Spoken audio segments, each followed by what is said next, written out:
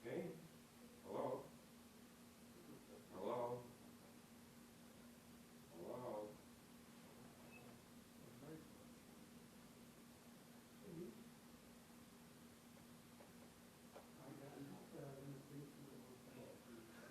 David versus Scott here again. I'm trying to connect on Wi-Fi. I can't get the thing to move up so I can connect it properly. You know what I mean? So if you have a mouse there, can you go into this thing and move that? Then 92. Yeah, I know. It's not much fun.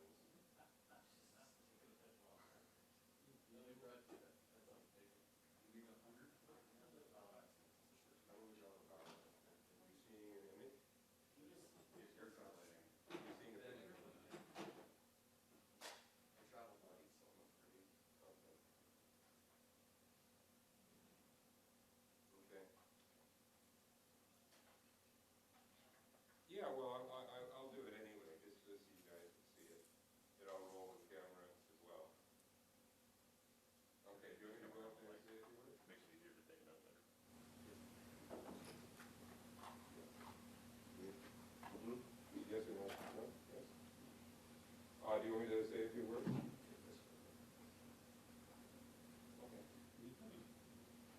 You're welcome. So you got to miss the bit when I was on the plane re-ending a power cable. You were what? Yeah, one of the bus drivers dry turned on top of the cable. Oh, yeah. Things I've never done on an airplane before. Take the end off the cable and actually put a new one on. I'm like, I didn't think they'd let me do that, but apparently. Apparently that happens.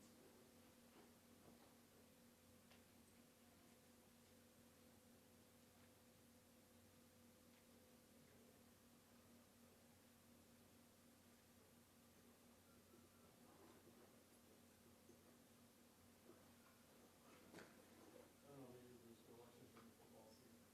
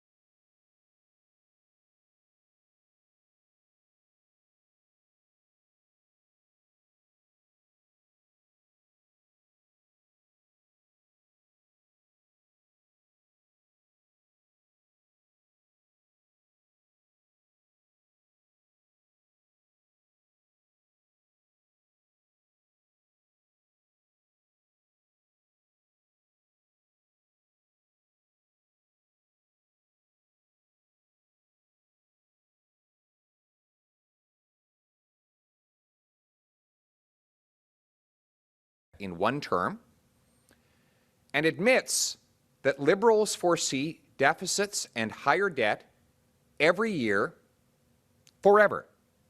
That's right. Far from their original promise of balancing the budget this year, Trudeau now says Canada will literally go on adding debt every year forever.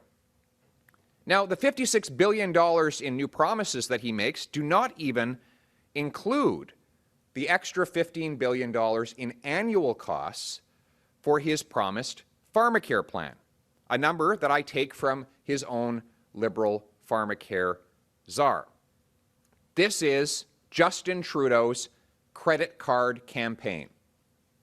He's putting $56 billion of new promises on the national credit card before the election, and then sending working-class taxpayers the bill after the election when he no longer needs their votes, but still needs their money. This is right out of Kathleen Wynne's playbook. We all remember her old trick where she would promise the world before an election and then lie about her plans to raise taxes after the election. What will happen if Trudeau is reelected? A 31 cent a litre gas tax, thousands of dollars in new taxes for home heating, higher grocery bills, higher income taxes, and maybe they'll actually implement that policy proposal which Trudeau's top housing advisor put in writing and called a proposal to tax the increased value of Canadians' homes. In fact, the platform vaguely promises unspecified tax increases of an annual amount of $3 billion a year. What will those be? Remember last time he did this, he said parents were too rich, so they needed to lose their children's fitness tax credit. Students were too rich, so they needed to lose tax credits for education and textbooks. Bus passengers were too rich, and they needed to lose their transit tax credits. So what other tax breaks for working-class people and seniors would he take away to raise that $3 billion of revenue? Would he end the exemption on capital gains tax for the rise in people's home values? Would he increase gas taxes even more than he's already admitted? Would he hike the GST? He won't say, so Canadians are left guessing. Trudeau will institute massive new tax increases to fund this irresponsible and costly platform. He expects Canadians to believe that money falls out of the sky or grows on trees, but we know it only comes from one place, out of the pockets of the hardworking people who get up every day and put in a hard day's work. Justin Trudeau is coming for their money. Merci beaucoup d'être venu aujourd'hui. Aujourd'hui, Justin Trudeau a avoué vouloir ajouter un autre 100 milliards de dollars à notre dette nationale dans un seul mandat. Il avoue aussi que le plan libéral ajouterait de dette à notre dette nationale chaque année pour toujours. Il a promis 56 milliards de dollars en promesses électorales et ça ne comprend même pas le 15 milliards de dollars nécessaires pour son promet électoral d'ajouter un plan de médicaments. C'est une campagne de carte de crédit. Il promet des dépenses énormes. Il les met sur le carte de crédit avant des élections. Et les augmentations de taxes suivra après des élections, quand Trudeau n'a plus besoin de votre vote, mais a toujours besoin de votre argent. C'est la même approche que les libéraux prennent tout le temps. Il avoue aussi vouloir augmenter les taxes de 3 milliards de dollars en éliminant des crédits d'impôt. Mais lesquels va-t-il éliminer? La dernière fois, il a éliminé des crédits d'impôt pour les sports d'enfants, pour les passagers du transport en commun, pour les étudiants, et il a attaqué nos petites et moyennes entreprises. Quelles attaques contre les entrepreneurs, les aînés et les travailleurs va-t-il faire pour lever ces 3 milliards de dollars? La réalité, c'est que les Canadiens paieront cher pour ces promesses électorales de Justin Trudeau. Ces promesses coûteraient de l'essence plus chère, des impôts plus chers, peut-être une TPS plus élevée et, selon un document libéral, peut-être une taxe sur l'augmentation de valeur de votre maison. Les Canadiens ne peuvent pas supporter les coûts que Trudeau en ajouterait. Seulement les conservateurs vont rendre la vie plus abordable en menant un gouvernement qui vive selon ses moyens, qui laisse davantage dans vos poches et qui va vous permettre de vous avancer. Only the Conservatives will lead a government that lives within its means, leaves more in your pocket, and lets you get ahead. Only the Conservatives will deliver a universal tax cut, lowering every single taxpayer's bill at tax time, on average by $850 a family. Only the Conservatives will get rid of the carbon tax to lower gas and grocery prices and take GST off home heat. Only the Conservatives have a plan to leave more money in your pocket to let you get ahead. Thank you very much. I invite your questions. Hi, Mr. Poilievre. Not surprisingly, you're critical of this, but we've seen an independent analysis done by the Institute for Fiscal Studies and Democracy at the University of Ottawa, Sahir Khan and Kevin Page, people who know government spending quite well, and they've said the Liberals' plan, the deficits are modest, and this spending is sustainable. How do you respond to their analysis versus yours? Well, Trudeau had all the same kinds of tricks up his sleeve last time when he promised a balanced budget in 2019. And yet here we are with a deficit over $20 billion a year. And that's after raising taxes on the average Canadian family by about $800. We know that you cannot spend $56 billion and expect that no one will have to pay for it. Money is real. It doesn't grow on trees. And if Trudeau is reelected, there will be massive tax increases to pay for all of this. Mr. Poilievre, just Ralph Goodale was asked about this today.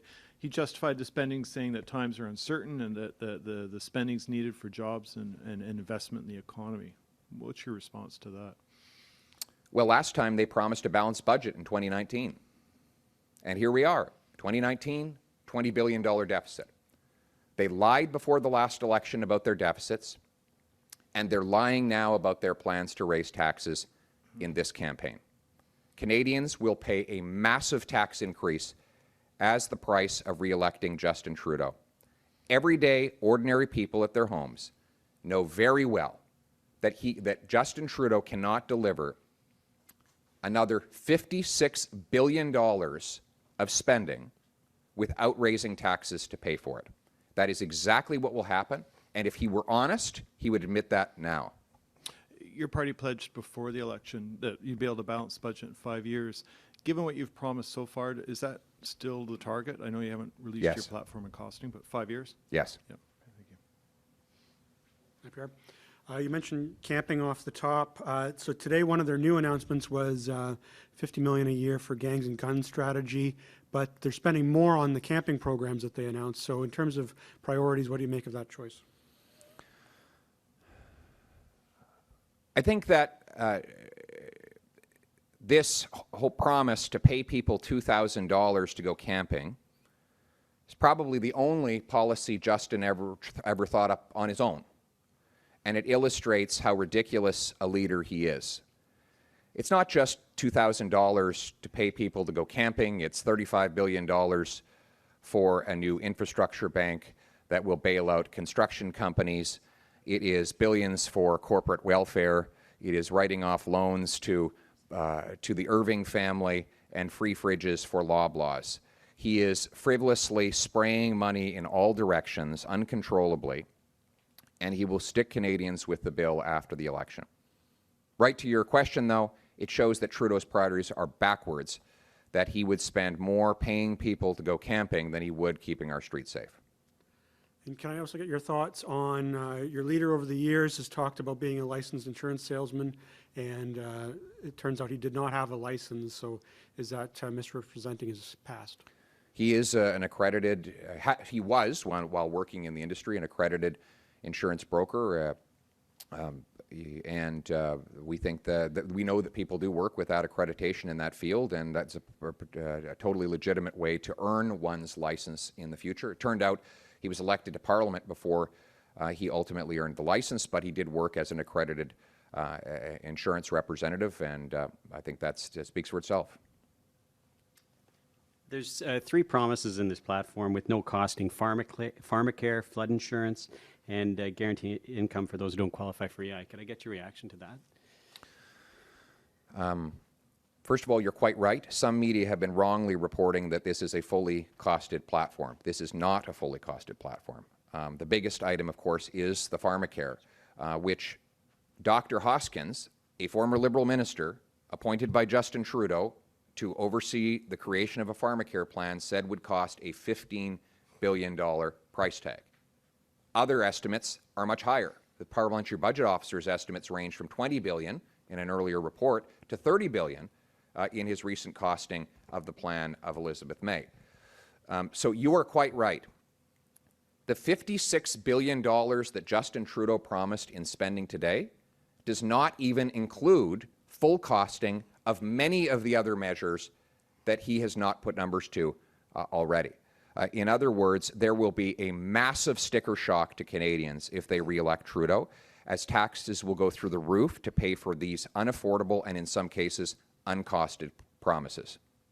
Hi, Mr. Poilievre. The first debate of the full debate with everyone participating in the campaign is happening this week. Will the Conservatives have their platform out before that? And if not, will you have it out before the Commission debates next week? We will have our platform out well in time for Canadians to analyze it. It will be a fully costed platform. We are giving all the measures. We have given all the measures in the platform to the Parliamentary Budget Officer, who has calculated them. That platform will balance the budget within 5 years. It will lower taxes for everyone on their first $47,000, a universal tax cut. It will reestablish tax credits for kids' sports and arts, transit, and other measures. It will lower taxes for small business people, and it will do so with numbers that add up and protect our balance sheets so that our social programs and our taxpayers are secure for generations to come. But the TVA debate, for example, I believe is Wednesday night. Will it be out prior to that? Will that be there to put that debate on an equal footing of platform release between the major candidates? We will have it out in due course. We will have a costed, complete platform out in due course that will allow you, our opponents, and all Canadians to scrutinize it well before the election. To follow up on the PBO thing, where you said all the promises are going to be costed by the PBO, according to the Conservatives. So the Liberals, as you know, they've said they're only costing their big ticket items, and their explanation today was that the PBO gives parties an allotted amount of time, and they used up all of their PBO time, and so that's why some are costed by the PBO, and others, like revenue from Trans Mountain, for instance, is not costed. So does that make any sense to you? What's your understanding of the process? No, the Parliamentary Budget Officer had indicated to us that he was prepared to cost all of our proposals. So there's two explanations. One, Trudeau is promising so much that not even an army of economists could possibly find time to price out all of the costs associated with those promises. Or two, Trudeau is covering up the true cost of numerous of his measures in order to hide from Canadians his real plan to raise taxes after the election. So you think they might be sitting on, say, for the pharmacare one or something? Oh, yes. Well, there's no doubt the pharmacare plan will cost $15 billion, according to Liberal former Minister Dr. Hoskins. And Mr. Trudeau does not put that anywhere. I defy anyone to go through the platform and find where he has included that $15 billion cost. You know, the only way he'll be able to pay for that is through higher taxes. To raise $15 billion, Trudeau would have to increase the GST by 2 points. He should come out now and admit that's what he's going to do, rather than hiding it until after the election. Okay, thank you.